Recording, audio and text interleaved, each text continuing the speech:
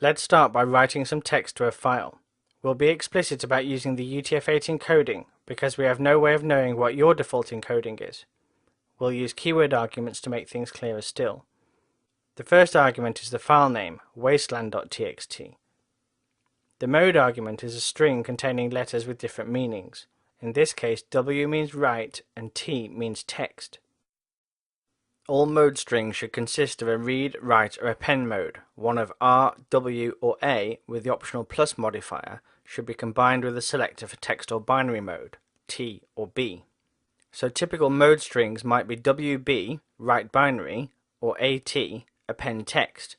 Although both parts of the mode code support defaults, we recommend being explicit for the sake of readability. The exact type of the object returned by open depends on how the file was opened. Dynamic typing in action, but for our purposes it's sufficient to know that the object returned is a file-like object, and as such we can expect it to support certain attributes and methods. We've shown previously how we can request help for modules and methods and types, but in fact we can request help on instances too. This makes sense when you remember that everything is an object.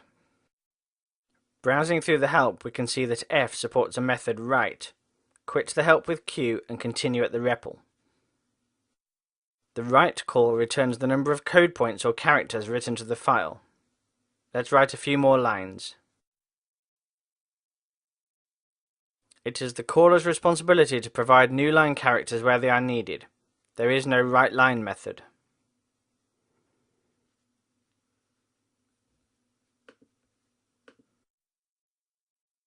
When we've finished writing, we should remember to close the file by calling the close method, f.close. Note that when we close the file, all the contents become visible. Closing files is important. If you now exit the REPL and look in your file system on Unix with ls-l, you should see the wasteland.txt file with 78 bytes. On Windows with dir, you should see wasteland.txt with 79 bytes. This is because Python's universal new line behavior for files has translated the line endings to your system's native endings.